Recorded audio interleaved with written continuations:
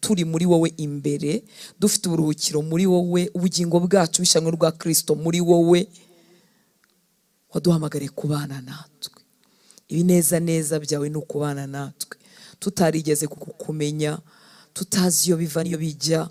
Mbabazi zawe zitugeraho, turinde gukerensa, turinde kumenyera ubuntu bwawe, turinde kumera nk'ubwoko bwawe bwabaye abapfapfa buvuye muri Egiputa ngo bugakumbura ibitunguru, bugakumbura ibyo baririye muri Egiputa, bakibagirwa urupfu, bakibagirwa agashinyaguro. Uturinde kwibagirwa ko twari abo kurimbuka. Udukize ubupfafa bwadutera kwibwira ngo tutarakizwa, ngo twari amahoro. Udukize ubwo buswa n'ubwo bujiji, n'amaso atabona, n'amatwi atumva, n'imitima idasobanukiwe. Twihishurire nanone uyu mugoroba Mwami, icyo dushaka ni ukubaho kwawe, ni ukubaho kwawe. Umutima wanjye uragukeneye, ndagukeneye atari ku bwabo mbwira, ndagukeneye ku bwanjye. Umutima wanjye uragushaka, umutima wanjye urashaka kukubona bundi bushya. Amaso yanjye akubone, amatwi yanjye akumve, umutima wanjye wigira imbere mu kukumenya kuruta uko nari nkuzi. Mwami w'abami, turifuza kwiherana nawe. We need you Lord. Turashaka kubaho kwawe, turashaka presence yawe Mwami. Ijwi ryawe riruta amajwi yatuzaniye inkuru nziza, riruta amajwi y'abantu batubwiye ibyiza. Ijwi ryawe turarinyotewe, tunyotewe kongera kukumva, tunyotewe kukubona, tunyotewe kwigwarika mu gituza cyawe, tunyotewe n'ibyawe. Ibyawe biruta iby'isi ishobora kuduha. Ibyawe Mwami, ibyawe Mwami. Ongera udusogongeze ku byawe, ongera udusogongeze ku bitagurwa amafaranga, ongera udusogongeze ku bitazanwa n'abana n'abagore n'abagabo, ongera udusogongeze ku bw'imbaraga zacu bitaduha, ku by'amafaranga yacu ataduhesha, ku bw'amashuri yacu ataduhesha. Ongera udusogongeze ibituruka ku ntebe yawe Mwami. Kora ku maso y'abahungu wahamagaye, kora ku maso y'abakobwa wahamagaye, abo dufatanyije uru rugendo. Kora ku maso yacu tukumenye kuruta uko twari tukuzi ku munsi w'ejo Mwami. Petero yasogongyeho gatoya, aravuga ngo twakuvaho tukajya hehe? Kora ufite amagambo y'ubugingo. Batindanye nawe, basanga ibyo kurwanira imyanya, kwicara iburyo n'ibumoso ntacyo bivuze. Batindanye nawe, barinda bagera mu rupfu batakuvuyeho. Batindanye nawe, batindanye nawe, batindanye nawe. Ibyo basiganirwaga bihinduka ubusa. Bakubonye basiga amafi menshi bari bamaze kuroba, basangura imbambe nk'umwami wanjye. Batindanye nawe, bahinduka imbata zawe, bahinduka abayoborwa nawe, bahinduka ababaho ku bwawe. Pawulo atindanye nawe, aravuga ibindi byose byambereye nk'amasi, bimbera nk'amazirantoki, byari inyungu zanjye. Batindanye nawe, akubonye atindanye nawe, ibyari inyungu ze. Iby'icyubahiro yakuraga mu Farisayo, no kuyoborwa n'amategeko, no kuba inyangamugayo mu by'amategeko, no kugira ishyaka ryawe ripfuye, azi ko batuka izina ryawe. Izina yari afite rimuhindukira ubusa. Gukiranuka kubw'amategeko n'ubunyangamugayo bw'amategeko bumuhindukira ubusa. Kubw'ubutunzi butagira akagero buzanwa no kukumenya. Mwami, kora ku maso yacu. Mwami, kora ku maso y'abo tugendanye, kora ku maso y'abo tubana, kora ku maso y'abitorero, kora ku maso yacu Mwami, kora ku maso yacu. Ibitagira umumaro byamburwa imbaraga mu maso yacu no mu mitima yacu. Kora ku maso yacu, kubana nawe biturutira ibindi byose. Mwami, dukize ikinyoma, dukize kwigirisha, dukize ibitari byo, dukize ibitari byo, dukize ibitari byo, twuzuza ibyawe. Tugarutse uyu mugoroba guhimbaza ubuntu twaboneye mu maraso yawe. Turimo turaserebra, turimo turanezererwa cy'amaraso yawe yaduhesheje. Turanezererwa icyo umusaraba waduhaye. Ubuntu butarondoreka, ubuntu butagira akagero, ubuntu buruta uko tubuvuga, bwaduhinduye abana bawe. Turahimbaza urukundo rutagira akagero rwatumye ujya ku musaraba ku bwacu. Ongera uduhishurire icyo umusaraba uvuze, ongera uduhishurire urupfu rwawe, twe kurwumva mu nkuru, mu magambo, mu gufata. Uduhishurire imitima yacu, tumenye urwo rukundo ruri immense, urwo rukundo rusumba isi, rusumba ijuru, urwo rukundo rusumba uko twaruvuga. Wongera uruduhishurire maze turuhuke. Abarumenye bararuhutse, abarumenye barakize, abarumenye imbaraga z'icyaha zaramenaguritse, abarumenye nta kindi bongeye kwifuza. Mwami w'abami, ruduhishurire nanone, ruduhishurire igihe tuza kwegera ameza yawe, uduhishurire urwo rukundo, uduhishurire amaraso arenze igiciro cy'ibiriho byose n'ibizabaho byose, amaraso adafite ikiguzi monetere, amaraso adafite ikiguzi mu bifite agaciro hano ku isi. Ongera ubiduhishurire Mwami, bitubere ubuzima, bitubere ubuzima. Urakoze ko bafite inyota bose bahazwa nawe, urakoze ko nta muntu wakugannye ngo asubireyo atagabanye. Abakugannye bose baragabanye, bamwe bagabanye gukira icyaha, abandi ngo y'ibyaha zaracikaguritse, abandi imenyero y'uburyo bwose yararekuye, abandi uburetwa bwose bwaramenaguritse, abandi barimuwe, abandi baratabawe, abandi bahanaguwe amarira ku maso. Nta muntu wakwegereye ngo akomeze kumera nk'uko yari asanzwe. Nta muntu n'umwe watumbereye mu maso yawe heza ngo asubirane yo kurira, ngo asubirane yo gushoberwa, ngo asubire agenda mu mwijima. Abagutumbereye bose babonye umucyo w'ubuzima, abagutumbereye bose babonye umucyo w'ubugingo, abagutumbereye bose bagwijije imbaraga, abagutumbereye bose barakize. Mwami, kura amaso yacu kubitagira umumaro, kura amaso yacu kubishukana, kura amaso yacu ku binyoma bya Satani, kura amaso yacu ku by'isi duhamagariramo ngo tubihe attention yacu kandi yaragenewe wowe gusa. Mwami, kura amaso yacu kubikubyiga mu mitima yacu, maze utwiharire, uduhe gusiganwa, dusingire icyo wadufatiye, uduhe gusiganwa kugira ngo tutazabura na kimwe mu byo twaherewe muri wowe, tutabura na kimwe mu byo twabikiwe muri wowe. Uri muzima, uri muzima, uri muzima, uri muzima.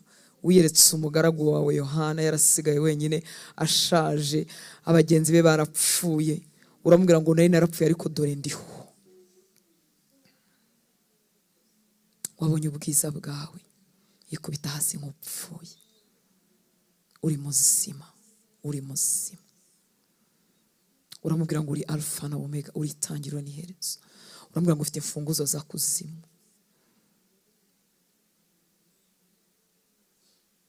Reka kubaho kwawe kugwirire mu mitima yacu, ube muzima muri twe, utari inkuru, utari idini, tutakugereranya n'abashumba, tutakugereranya n'abavugabutumwa, tutakugereranya n'abanyamasengesho, tutakugereranya n'abaduhanuriye bikatubaho, tutakugereranya n'abatugiriye neza, tutakugereranya n'abadukunda, tutakugereranya n'abatwite, tutakugereranya n'ikintu na kimwe mu byiza twaboneye inaha ngaha. Mwana, uduhe presence, uduhe kubaho kwawe gutuma buri muntu akwibonera, buri muntu akwibonera. Ijuru ryaramukingukiye, Yohana ari wenyine, arakubona ari wenyine, yakabaye afite irungu, yakabaye afite ubwihebe, arakubona. Mwami, mwami, mwami, ntitwifuza kubaho tutakumva, ntitwifuza agashyuhe k'indirimbo, ntitwifuza agashyuhe ka bene data ngo tukubure igihe turi twenyine, ntitwifuza agashyuhe k'ibyiza waduhereye inaha, utunoza ngendo waduhereye inaha ngo bigarukire aho ngaho, ntitwifuza agashyuhe k'ibishira. Mwami, turagushaka, turagushaka uko umuntu akubona wowe gusa. Twemerere tukubone, twemerere tukumve, twemerere wimura abitorero ry'igihugu cyacu cy'u Rwanda, twemerere wimura abohamagaye, twemerere wimura abera, utuvane mu gishyuhe kitarimo ubuzima. Uduhe umuriro wawe w'ukuri, Mwuka Wera w'Imana, uduhe umuriro wawe w'ukuri. Urakoze, udukure mu mayira abiri, udukure mu gukunda iby'isi nawe tukagukunda, udukure mu gushaka iby'isi itanga mu nzira ziyobye nawe tugashaka, udukure mu mayira abiri. Mwami, twiharire. Urakoze Papa, ubereye mwiza, bakwambaza, urizerwa birusha uko tubivuga.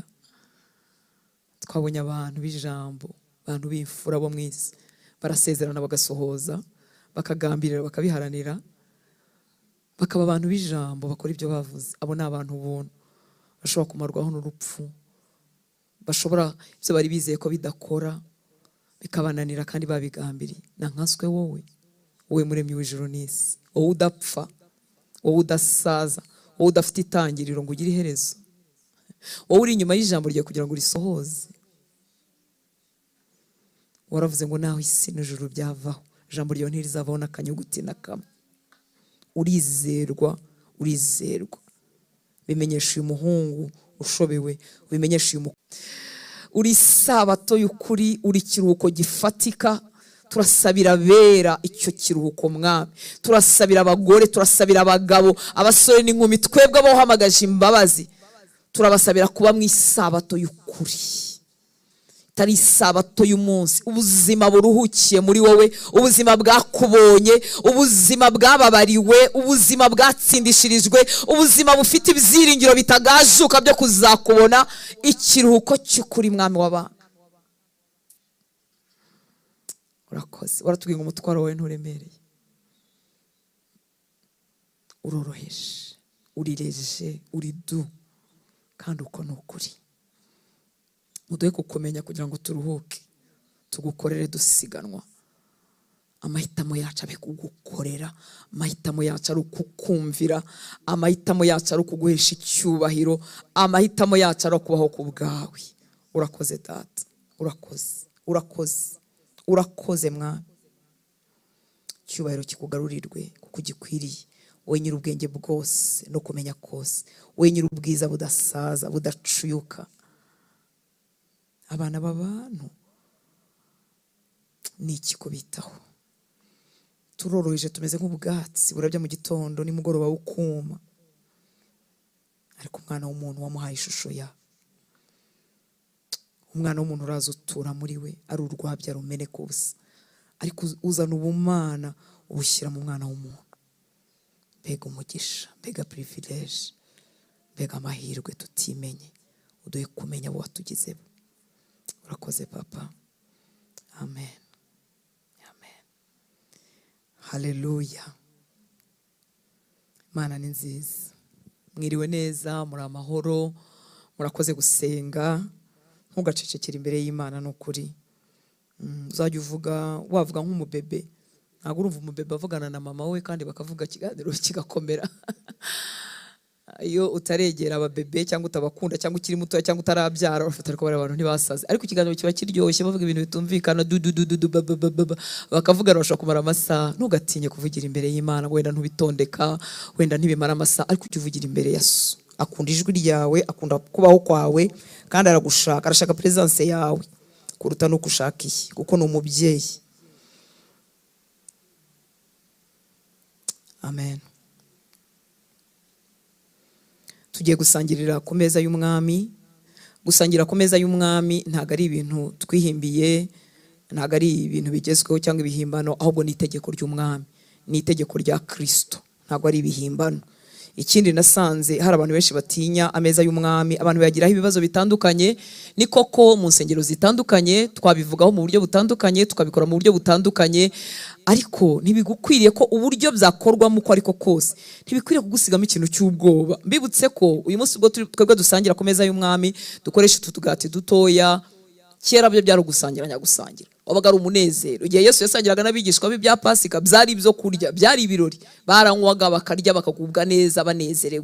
Igihe Pasika yatangiraga muri Egiputa, ijoro rya nyuma bajya kuvayo, byari ibyo kurya nyakurya, kandi byabaga ari umunezero. Nubwo byashushanyaga icyo Yesu azadukorera, ariko byabaga ari umunezero. Ntabwo ari igihe cyo kwegera ameza y'umwami, ari igihe cyo kwibutsa ibyago byawe nako ibyaha byawe, kwiciraho urubanza ukumva uwo gupfa.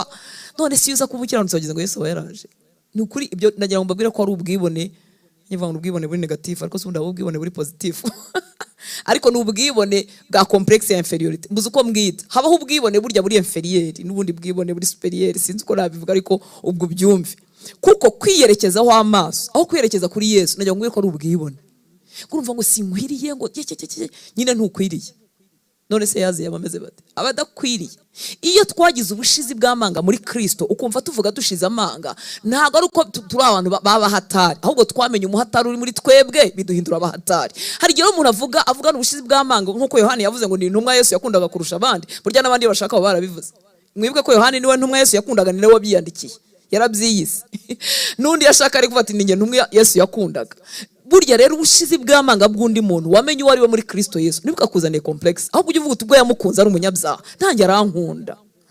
Utazibwira ngo hari ukundi gukiranuka ko hatari. Yes, ababazwaho gukiranuka rwose birasohoza bikaza mu ngiro zacu, tukagenda twiga kubaha Imana buke buke. Ariko ibyo bintu byo kwicira witengo ntago nakwegera ameza y'umwami urumva ngo sinkwiriye, none se amaraso yamenewe bande?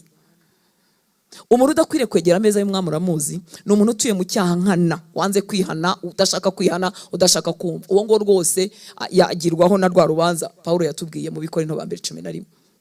Urumva ntashaka kwihana.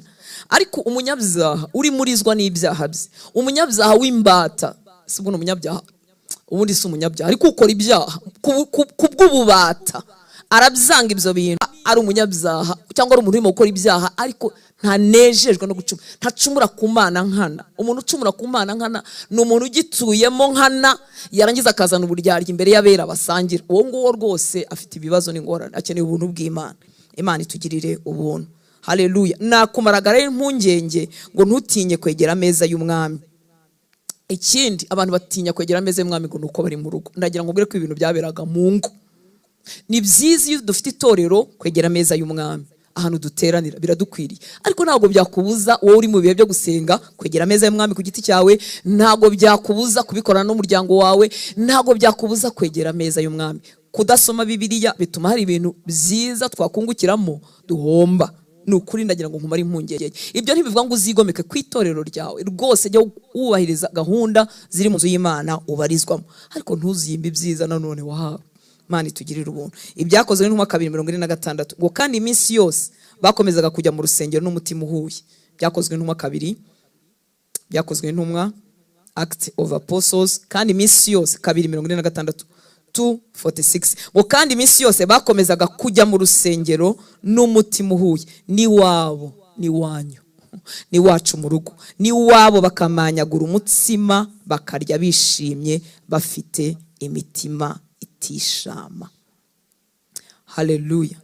Ikindi mitima yacu yakwifuza cyangwa yategereza nuko igihe twegera ameza y'umwami twiringira ko amaso yacu yafunguka tukarushaho kumumenya. Yabikoreye abigishwa bajyaga mu kirorero Emmaus bamuyobewe mu kiganiro kirekire bagiranye ikiganiro kirekire muri Luka 24 baramuyoberwa kuko amaso yabo yaramuhishwe. Kuri 30:24 Luka 30 ngo yicaye ngo asangire nabo, yenda umutsima arawushimira, arawumanyagura, arawubaha, amaso yabo arahumuka baramumenya, maze aburira imbere yabo ntibongera kumubona. Turinginga Imana muri uyu mwanya twegera ameza y'umwami kugira ngo amaso yacu ahumuke turushaho kumumenya. Abasogongeye tukamumenya dukeneye kwigira imbere, abataramumenya Imana ibahe kore ku maso yabo bamenye Kristo, bamenye Kristo. Nta mugisha waruta kumenya Yesu, nta n'umugisha waruta kumenya Yesu kurushaho. Aho ugereye, aho nari ngereye ejo, umugisha w'igitangaza nabona si amafaranga ndayakeneye, si ibyiza ndimo saba ndabikeneye, ariko umugisha w'igitangaza nuko namenya Yesu, nahishurirwa Yesu kurusha uko muhishuriwe uyu munsi. Ni nacyo cyifuzo dukwiriye gusabira abacu, ku bacu bakiri kure. Mu byo twabasabira kuruta ibindi byose nuko umutima wabo wahishurirwa Kristo. Cyo wasabira umwana wawe uri mu ishuri ugeze igihe cyo kumenya ubwenge, cyo wasabira umugabo wawe, umugore wawe, umuvandimwe wawe, burya si business gusa yeko yatera imbere, suko yabo wa mbere mu ishuri, suko yashaka neza, ibyo byose ni byiza ariko ni bigufi. Icyifuzo gisumba ibindi nuko bavuga ngo umutima uhuzwe na Kristo, umutima umenye Kristo. Erega n'ubundi umutima we numenya Kristo, ibibazo byinshi biraho ngaho bizarangira. Niko kuri. Mana ishimwe cyane. Haleluya. Tuzirikane rero ibingibi twegera ameza y'umwami. Reka tubanze dusome Matayo 26 kugeza kuri 30. Matayo 26 kugeza kuri 30. Ngo bakirya Yesu yenda umutsima arawushimira, arawumanyagura awuha abigishwa be, arababwira ati ni mwende murye, uyu ni umubiri wanjye. Yenda igikombe aragishimira arakibaha, arababwira ati munywere kuri iki mwese, kuko aya ari amaraso yanjye y'isezerano rishya ava ku bwa benshi ngo bababarirwe ibyaha. Kuko aya ari amaraso y'isezerano rishya ava ku bwa benshi ngo bababarirwe ibyaha. Ariko ndababwira rwose yuko ntazanywa ku mbuto z'imizabibu, mpereye none nkageza umunsi nzasangirira namwe vino nshya mu bwami bwa data. Bamaze kuririmba barasohoka bajya ku musozi wa Elayono. Nagira ngo nkubwire ko adutegereje, aradutegereje. Haleluya. Mu bukwe bw'umwana w'intama nzaba ndiyo, nawe uzaba uriyo. Mana ishimwe cyane. Ibyo si ibintu byo kuvuga ngo tupfe kuvuga, ibyo ni ubuzima tubayemo. Haleluya. Dutegereje kuzasangira n'umwami. Haleluya. Ku meza y'umwana w'intama yagiye kudutegurira ahacu mu bukwe bw'umwana w'intama, igihe azaza gutwara umugeni we. Mana ishimwe cyane. yarababwiye icyo arimo gukora icyo ari cyo, ngo aya ni amaraso yanjye y'isezerano rishya ava ku bwa benshi ngo bababarirwe ibyaha. Ntabwo bivuga ngo icyo gikombe basangiraga cyahise gihinduka amaraso, nk'uko abavandimwe bamwe bo mu idini ry'inshuti yacu babyemera. Bemera ko iriya divayi basangira iba yabaye amaraso. Twebwe si uko, ariko ni ikimenye ngo 26 kugira ngo tuzirikane ibyo twagira, ibyo dutekerezaho ku igaburo ry'umwami n'impamvu tuba turikora. Abikorinto ba mbere 11:26 muri Bibiliya yera haravuga ngo uko muzajya murya uwo mutsima mukanywera kuri icyo gikombe, muzaba mwerekana urupfu rw'umwami Yesu kugeza aho azazira. Muri Bibiliya ijambo ry'Imana, koko rero igihe cyose murya umugati mukanywera kuri iki gikombe muba mutangaza, ubundi iryo ni ryo jambo rikwiriye, to proclaim, muba mutangaza iby'urupfu rwa Nyagasani kugeza ubwo azaza. Kimwe mu bintu biba iyo twegera ameza y'umwami, tuba tuje kwamamaza, tuba tuje gutangaza ko yapfuye akazuka ku bwacu. Mana ishimwe cyane. Tuba tuvuga icyabaye ku musaraba. Nagira ngo mbabwire ko hari amadini menshi yemera Imana nk'umuremyi w'ijuru n'isi, yemera Yesu nk'umuhanuzi ukomeye, nk'umwigisha ukomeye, nk'umuntu wabayeho adasanzwe, ariko bahakana iby'urupfu rwo ku musaraba n'icyo rwakoze kuri twebwe. Iyo rero twegera ameza y'umwami, tuba tuje kongera kwamamaza icyo umusaraba wakoze ku bwacu. Tuba tuje kwamamaza iby'urupfu rwe. Haleluya. Twamamariza bose, tubwira isi yose urupfu rwa Yesu, ko yamennye amaraso ngo aducungure, tuvuga icyadukijije. Mana ishimwe cyane. Ibi twizera ni umwihariko buriya ku isi. Ntabwo tuba tuje kuvuga ngo twakijwe nuko twabaye abana beza, nuko twaretse gusinda, nuko twaretse gusamba, nuko twaretse gutukana. Nagira ngo babwire ko hari abantu batarakira icyo amaraso yabakoreye, badasinda, batanasambana, ariko badafite ubugingo buhoraho. Abantu b'ingeso nziza batigeze bandavura, erega babaho. Niyo mpamvu wowe wakijwe ukwiriye gusuzugura ibintu byo kwandavura, ko abantu batandavura kandi batarize icyo Yesu yakoze. Imana ishimwe cyane. Iyo twegera ameza y'umwami rero, ubyumve, ubimenyere, tuba tuje kwamamariza isi yose ko twizera urupfu n'umuzuko bya Yesu Kristo. Ntabwo twizera ubwana bwiza, ntabwo twizera kwa deha ku idini runaka, ntabwo twizera kuri membership y'itorero, ntabwo twizerera mu nyigisho zituma tubarizwa mu itorero. Twizerera mu cy'umwana w'Imana yambaye umubiri. Imana yambaye umubiri ijya ku musaraba, irapfa ku bwawe nanjye. Ncungurwa ntyo kuko yishyuye ibyaha byanjye ku musaraba. Haleluya. Ntukagire isoni zo kwamamaza urupfu. Ibyo bintu nagira ngo babwire ko mu bwenge busanzwe ni ubupfu, ni ibintu by'ibiswa. Kandi Bibiliya ntitinye kubitubwira. Iratubwiye ngo yahisemo gukirisha abayizera iki? Ubupfu. Ubupfu bw'ibibwirizwa. Ibintu by'umuntu wapfuye ku musaraba hanyuma tugakira tutari duhari, ibyo bintu ni ubupfu. Ariko ubwo bupfu Imana irakabuguhishurira ngo ubeho. Mana ishimwe cyane.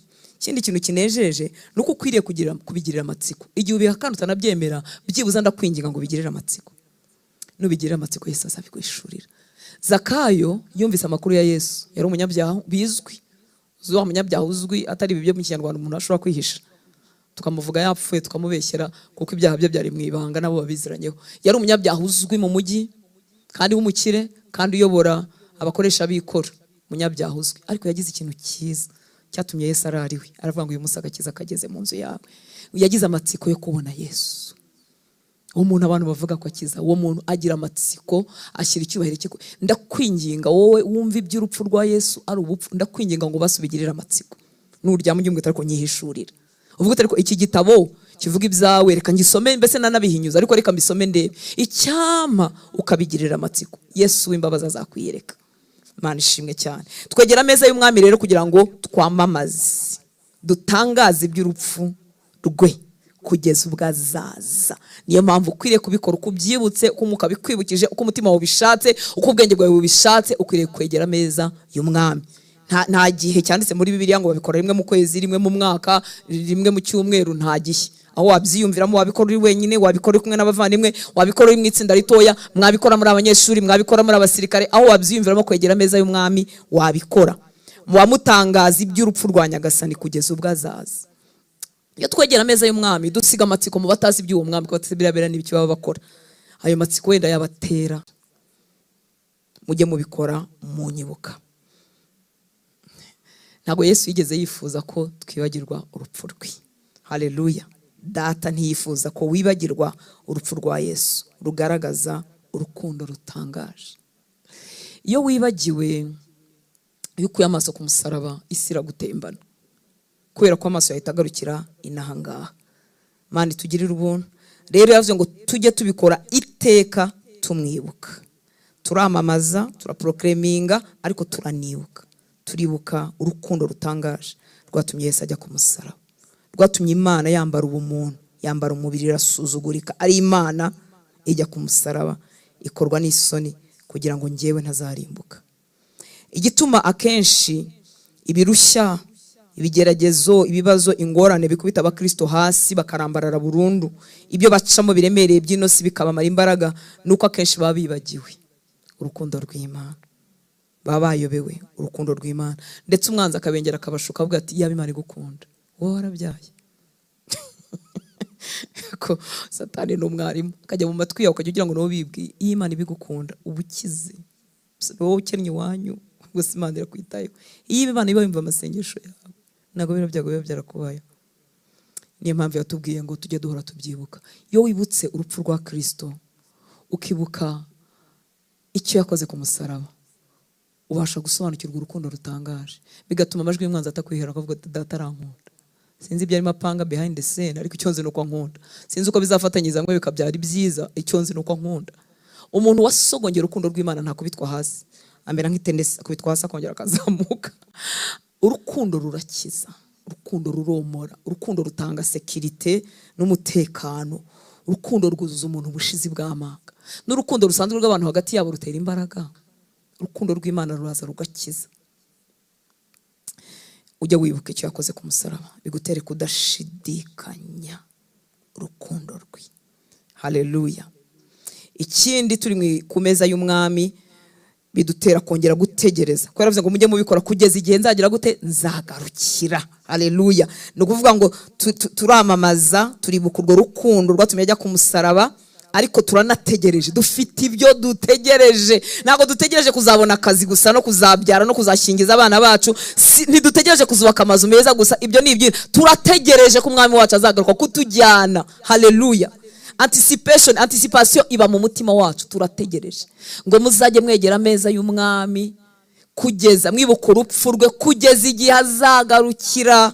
Kandi hariya twasomye yasize abwiye abigishwa be ko azongera gusangira nabo vino ubwami bwo mu ijuru. Haleluya.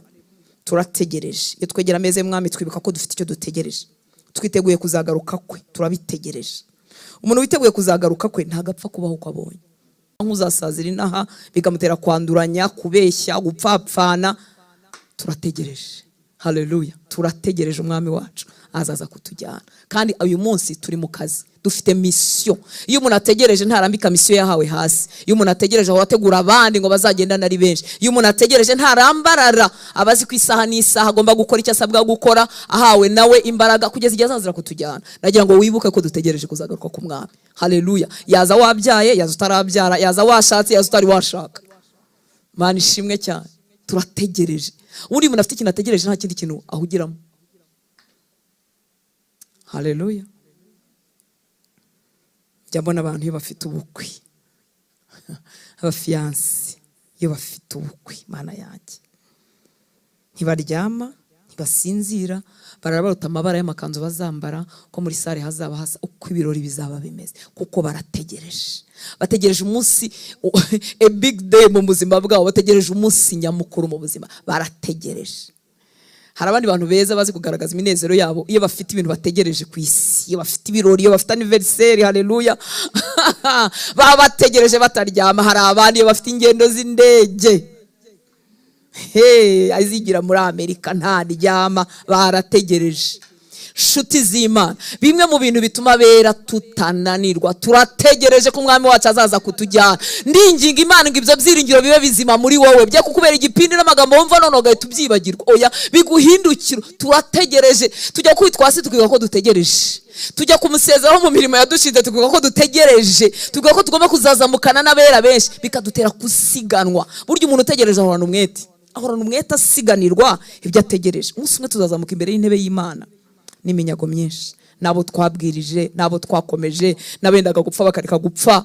Mana yanjye, turategereje. Iyo twegera ameza y'umwami twibuka ko dutegereje ko azagaruka kutujyana. Haleluya. Ikindi, bidukura mu kuba abanyamwigendaho. Haleluya. Kuko aya ni ameza y'umwami abera bose ku isi basangiriraho.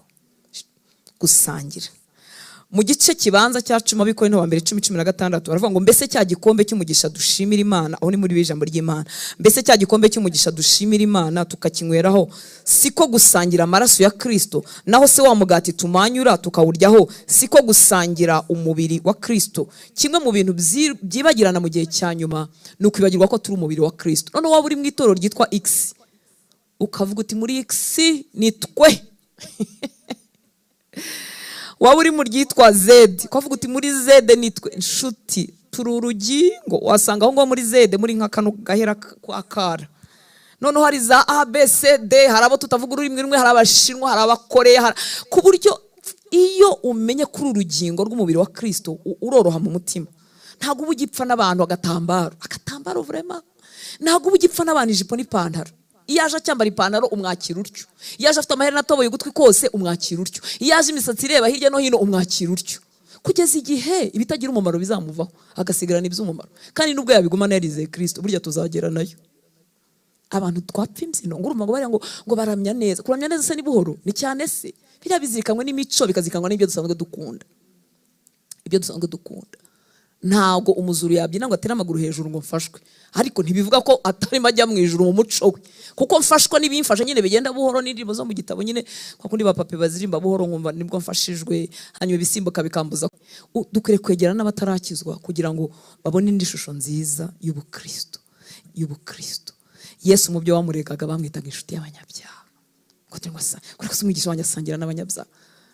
Muri bukayanzu bamutumiyemo, nyirinzu ngo aramureba aravuga ati ariko uyu muntu ninkawe kavuze ati yaba umunyamubiri yawe nta n'amaso y'umwuka agira. Iyo abareba ari kumenya kuri mugore ku birenge byari umunyabyaha muri quartier uzwi. Yesu duha umutima wawe. Sharing ku meza y'umwami twibuka gusangira, tukarenga ubupantekote, tukarenga ubukiharya, ubuvangelique, tukarenga ibyo dupfa. Nagira ngo mbabwire ko tuzarinda tujya mu ijuru tutaravuga rumwe ku bintu byose. Tuzarinda tujyayo. Tuzarinda tujyayo tutaravuga rumwe ku bintu byose, kandi tuzajyayo.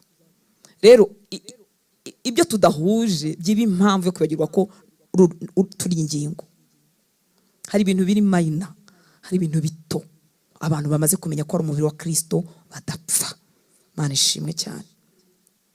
Haleluya. Ni byiza kugira discipline y'inzu yawe, byiza ko umuntu agira discipline y'urugo abarizwamo, mu idini asengeramo. Ni byiza ko ubaha amabwiriza yawe, ntabwo nguye ngo uhinduke ikingenge. Abantu babaye ibyigenge ntibagera kure. Umwana wumvira mu rugo urimo ari kugira umutima wagutse. Haleluya. Kaba abantu banegure wenda harimo abazikosora. Arantu bamwe nigeze kwiga, Mana ishimwe ko utari wamenye ko nize henshi. Hanyuma rero hari abantu babiri basengeraga mu idini rimwe, nkunda ry'inshuti yanjye, inshuti zanjye. Ako noneho umwana umwe yajyaga yoroshya imisatsi ye, agashyiramo nyina kahoziyana, akayoroshya none kaba myinshi, ikanagaragara gira biziyo ari yawe turabibona, ni atari yawe turabibona. None undi mama ukuze wenda kungana nkanjye akajya kuzonga uwo mwana, akamusonga ati ibyo bintu wigize biki. None wakuzira umumama nakunze cyane. We yari umumama none ukuze kuturusha, w'umurokore wujuje ibisabwa, wihoranira agatambaro, wambaye kanzu igera ku birenge, utarakoze na kimwe ku mubiri we. Noneho araza asomera uwo mama, aravuga ati ariko uyu mwana usiga ibyoroshya mu musatsi byanashiramo akaba yagumana umusatsi natirere. Nawe wahinduye uruhu rwawe, ufite ikibazo n'uwowe.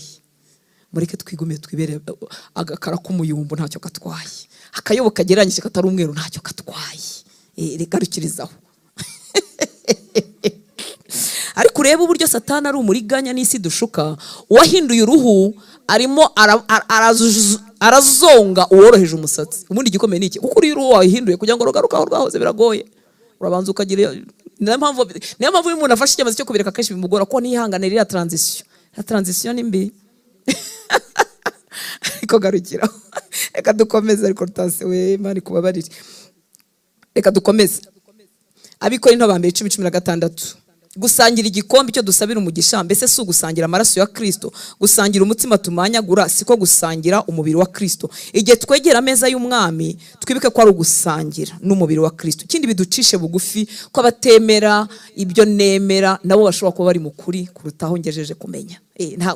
Ntabwo turi standard y'ukuri, ntabwo kumenya kwacu kurakura. Ari n'igihe uvuga ibintu nyuma y'igihe ukazasanga wari beshye. N'umubiri wa Kristo.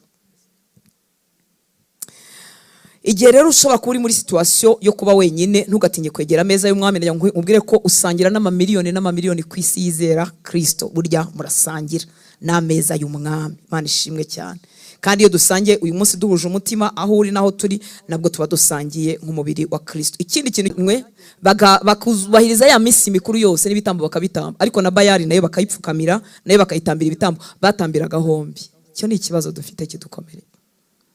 Imana y'imbabazi tugirira ubuntu, kugirira ubuntu wowe unyumva, igukure hagati na hagati, umese kamwe, kurikira umwami, umutegereze. Kuko Imana itanga ibyiza. None umuntu akaza gusenga ashaka ibyiza ku Mana, ariko mu gihe cyo gutegereza kwanga kugayika, kwanga kumanuka aho yarageze muri standard y'ubuzima, kwanga kumwara, bigatuma ashakira no hirya. Tegereza Uwiteka wenyine, umutegereze wihanganye wenyine. Ibitabonekera muri we uzabyihorere. Nashima kubima azabima, natabima ubwo nyine ngo nzataha mu ijoro ntarabibona. Shuti y'Imana, Mwuka Wera agira icyo avugana n'umutima wawe. Twegera ameza y'umwami ni separation, gutandukana, umurongo hagati y'abimitse Kristo nk'umwami n'abamuvuga bataramwimitse, n'abatayobora bavuga izina rye gusa. Mu Bikorinto ba mbere 10:21 mvuko havuga. Abikorinto ba 10:21 ngo ntibishoboka ko munywera ku gikombe cy'umwami wacu kandi ngo munywere ku gikombe cy'abadayimoni. Ntimushobora gusangira ibyo ku meza y'umwami wacu n'ibyo ku meza y'abadayimoni. Iri jambo wakumva rifite ibikabyo, ariko nta bikabyo rifite. Ntibishoboka ko munywera ku gikombe cy'umwami wacu kandi ngo munywere ku gikombe cy'abadayimoni. Ntimushobora gusangira ibyo ku meza y'umwami wacu n'ibyo ku meza y'abadayimoni.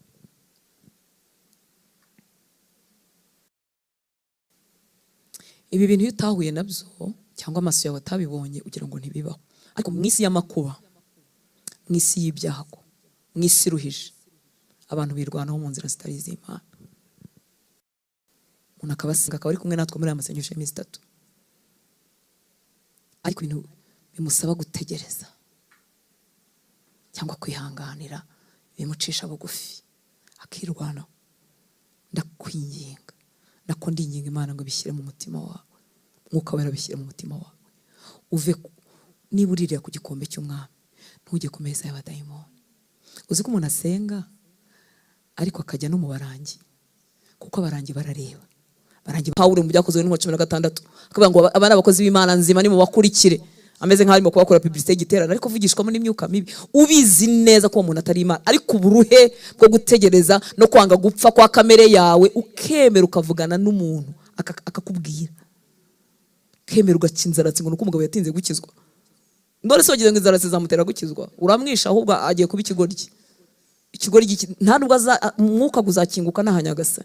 Ngo umugabo akunda kugarukire ntusebe neza pe.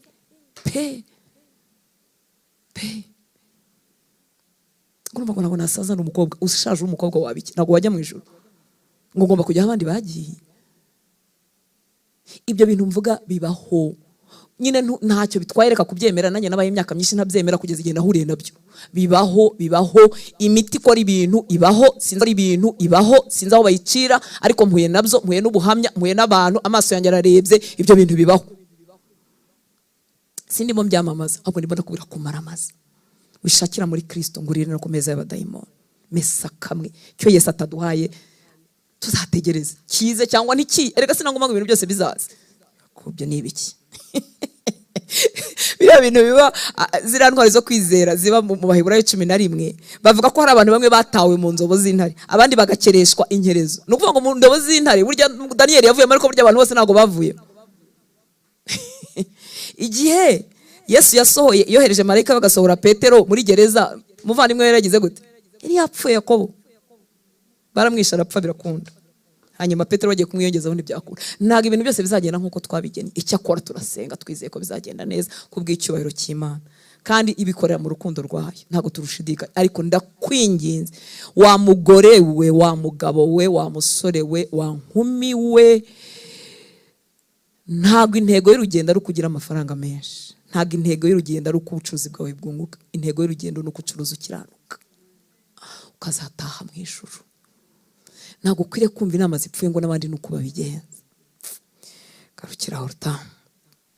Ntibishoboka ko munywera ku gikombe cy'umwami wacu kandi ngo munywere ku gikombe cy'abadayimoni. Iyo twegera ameza y'umwami ni igihe cya separation, cyo gutandukamo, cyo kwiyemeza.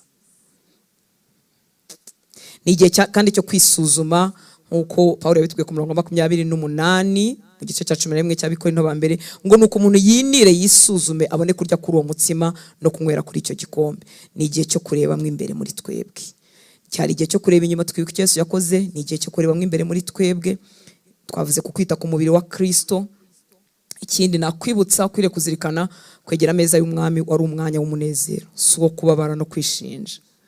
Kuko uriya murongo tubwira ngo umuntu yinire yisuzume adapfa gufata uko yiboneye. Abantu benshi arubwo bahagirira ubwoba bakavuga ngo ni gute ngo none se ngo nafata igaburo ngo mu buryo butari bwo nkazagirwaho n'urubanza. Icyo yakosoraga itorero ry'Ikorinto, nusoma neza ukageza ku gice cyo hepfo, ukageza ku murongo wo hepfo, nusoma neza, kuko bo basangiraga ibiryo nyabiryo bagahaga, umva uko byagendaga. Ni impamvu babwiye ngo barindirane, so kugira ngo tujye tunywera rimwe ngo nibwo bikora. Oya, ahubwo umva icyo yakosoraga. Abafite ibyo kurya barazaga babakire, bakaza mu gitondo bakarya bagahaga, noneho abakene bagasonza bagakozwa n'isoni. Noneho bihinduka ibintu by'akajagari, ngo baranywaga bakanasinda, bararya bagahaga. Ibyari ukuzirikana urupfu n'umuzuko wa Yesu Kristo bihinduka ibintu byo kwinezeza no gucagaguramo ibice mu itorero. Kandi ubundi mu itorero n'ahantu heza ingeri zose z'ubuzima zihurira, zigahinduka umubiri umwe. Ukize n'ukennye bakicara ku ntebe begeranye, nta handi hantu bari buzahurire, bagahinduka umubiri umwe. Ariko bo baracuranwaga, abantu bakaza guhaga no kwenjoyinga, bagacura abakennye. Nicyo ngo bariho muhagira,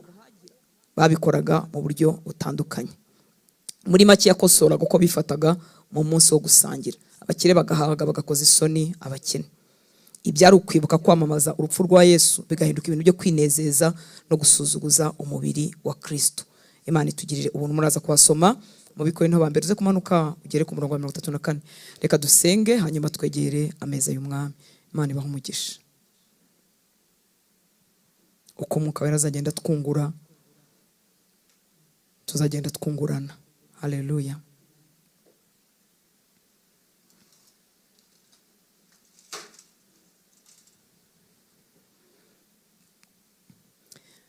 Yicaye ngo asangire nabo, yenda umutsima arawushimira, arawumanyagura, arawubaha. Data, turagushimira umubiri wawe washenjaguwe ku bwacu. Tuje kwibuka ko wambaye umubiri, tuje kwibuka ko wapfuye ku musaraba ku bwacu.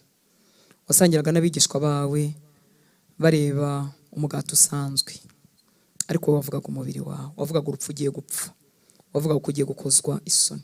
Turagushimira umubiri wawe washenjaguwe kugira ngo twebwe tube bazima. Mu bibyimba yawe ngo niho dukire indwara zacu zose. Wakozwe n'isoni kugira ngo igihe uzagaruka mu bwiza bwawe uri kumwe n'abamarayika bawe bera, tutazahunga mu maso hawe, tutazakorwa n'isoni. Turagushimira igitambo kimwe kizima cyahindutse gikwiriye mu maso y'Imana. Nta bindi bitambo tugitanga, ntidukeneye kwikebagura. Si amasengesho yacu yadutera kwemerwa, si no gukiranuka kwacu, ahubwo wowe wahindutse igitambo cy'ibyaha byacu, uhinduka incungu, kuko ibihembo by'ibyaha byari urupfu, urapfa mu cyimbo cyacu. Turagushimira umubiri wawe washenjaguwe. Wenze igikombe kandi muri uwo mugoroba usangira n'abigishwa bawe, wenda igikombe uragishimira, uravuga ngo nibakinyweho bose, ngo iri ni isezerano rishya ryo mu maraso yawe. Turagushimira amaraso wamennye ku bwacu, turagushimira amaraso y'isezerano rishya ashyira iherezo ku bihango n'amasezerano bya kera byose twari dufite. Turagushimira igitambo cy'ubuzima bwawe watanze ku bwacu. Turagushimira ko wapfuye mu cyimbo cyacu.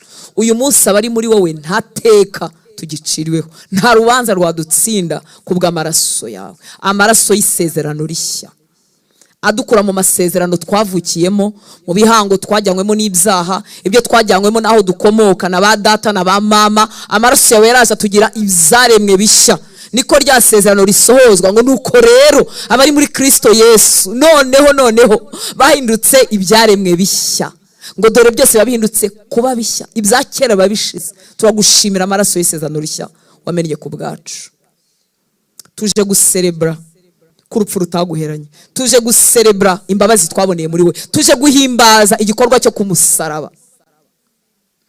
Dusubije amaso inyuma tubona urukundo, dusubiza amaso inyuma tubona imbabazi zitangaje, dusubije amaso inyuma tubona ubuntu butagira akagero, butagereranywa mwami. Turagushimira abo wakoze ku maso bakamenya icyo wabakoreye ku musaraba. Niwongere mwami ubwo twegera ameza y'umwami, twongere tuguhishurirwe kurutaho uko wasangiye n'ababigishwa bawe bajyaga mu kirero cya Emawusi, amaso yabo agakinguka bakongera bakakumenya mwami. Turasenze ngo igihe twegera ameza y'umwami amaso yacu akinguke, twongere tukumenye birushije uko twari tukuzi, twongere tumenye icyo wakoze ku bacu, twongere tumenye abo twagizwebo, twongere tumenye umugabane dufite muri wowe, twongere tumenye ubutware, twongere tubone imbaraga, twongere tumenye ubuzima bwawe bwaje bukaba mu bwacu. Abari abanyantege nkeya, abari abo gupfa, tugahinduka abana bisumba byose. Warakoze kuvanga umubiri n'amaraso natwe. Uyu munsi twitwa bene so, ntugire isoni zo tumurikira data. Urakoze mwami. Igihe tunywera kuri iki gikombe turasenze ngo abana bawe bari barwaye bakira indwara, abari baraciriweho iteka mu miryango y'iwabo ko bagomba gukenyuka ku bahunge mu izina rya Yesu. Ibihe byo kugenda mu mbaraga za gisore babishobore, indwara z'uburyo bwose zirandurwe mu mibiri yabo, izo mu mwuka, izo mu bugingo, izo mu mibiri. Mwami, aya maraso, iki gikombe cyawe tunyweraho, twongeye kwihuza n'icyo wakoze. Twese abarira kuri aya meza turihuza n'icyo wakoze.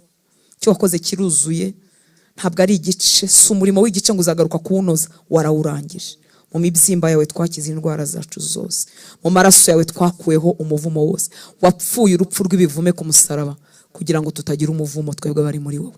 Reka icyitwaga umuvumo aho cyavuye hariho hose, icyavuye mu kutakumvira, mu kwigomeka, mu byo twarazwe, mu byo twagiyemo tutabizi, icyitwa umuvumo cyose gitakaza imbaraga uyu munsi mu izina rya Yesu.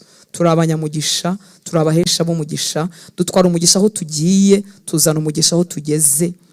Umugisha wawe womatane natwe, umugisha mu mwuka, mu bugingo, mu mubiri, umugisha mu nshako, umugisha mu rubyaro, umugisha w'ubwenge, umugisha w'amagara mazima, umugisha w'ubutunzi, umugisha w'ibyiza wageneye abantu bakiri hano ku isi. Bya byiza uha abantu bikababera ibikoresho, bihinduka umugabane wacu twese. Indwara z'uruhererekane zifite ukwezi zigarukiramo, uwo mugozi, iyo sikre mbi icike burundu mu izina rya Yesu. Indwara ziswe izo mu miryango ngo abaho bose bagomba kuzirwara, uwo murungu ucike burundu mu izina rya Yesu. Ikindi kibi cyose cyabashyizweho mu bihango bya kera kimarweho n'aya maraso y'isezerano rishya. Tuje gusingira icyo wadufatiye, nta gishyashya uri murema, nta gishyashya uri mukora, warabikoze. Tuje kongera guhagarara mu mwuzuro wabyo, tuje kongera kubyatura, kubyamamaza, guproklama umwuzuro w'ibyo wadufatiye. Tuvuze amaraso yawe mwami Yesu ngo acecekeshe andi majwi yose afite ibyo areklama. Izina ryawe Yesu duciye bugufi kandi tugusaba imbabazi ahantu hose twacumuye ku maraso yawe. Dusabye imbabazi no ku bacu. Duhagaze hano twarahuje umubiri n'amaraso nawe, tuhagaze no mu mwanya w'abacu, abo duhuje isano y'amaraso, abo duhuje isano y'urushako, abo duhuje isano yo kurira ku meza y'umwami hamwe. Turabazanye imbere yawe mwami, kugira ngo ineza yawe ibatembemo, agakiza kawe kabatembemo, ubwenge bwabo butwikururwe, ingaruka z'ibyaha zikurwe ku bugingo bwabo. Abarimo barorongotana, maraso yawe yageze mu yacu, ubwo duhuje n'abamaraso mwami, kurorongotana kwamburwa imbaraga. Tubasabiye kudashenjagurika bakiri iyo ngiyo kure yawe, imbabazi zawe zibabumbatire kugeza igihe bakumenyeye mwami w'abantu. Abana barorongotanye, abagabo n'abagore barorongotanye, abasore n'inkumi bapfuye nabi, turabakuzanye, tubavuzeho ubuzima, tubavuzeho kurindwa, tubavuzeho kubaho muri uyu mubiri kugeza igihe bazakubonera mwami, bagasohorezwa icyo wabageneye. Turagushimira uburinzi bwawe mwami, ntabwo twagira tudashimye uburinzi bwawe. Turagushimira ko amaraso yatubereye umutamenwa, uburizamo imyambi tutabasha kubara. Ibyo wemeye ko amaso yacu amenya ni bito cyane ugereranyije n'ibyo ubwami bw'umwijima bwaduteguriraga. Turagushimira amaraso yaturinze, yaturinze ibintu byinshi tutabasha kuvuga, yaturinze gukenyuka, yaturinze ubumuga, yaturinze gutana no kurorongotana. Turagushimira amaraso yatubereye umutamenwa, akatubera ubuturo, akatubera ahantu. Turagushimira amaraso yadukijije indwara, turagushimira amaraso yadukijije ibyaha, twebwe abari bapfuye nabi. Turagushimiye mwami. Turasenze ngo abana bawe bari barira ku meza yawe, atmosferi tarimwe amahoro ihinduke, haba amahoro mu ngo zabo.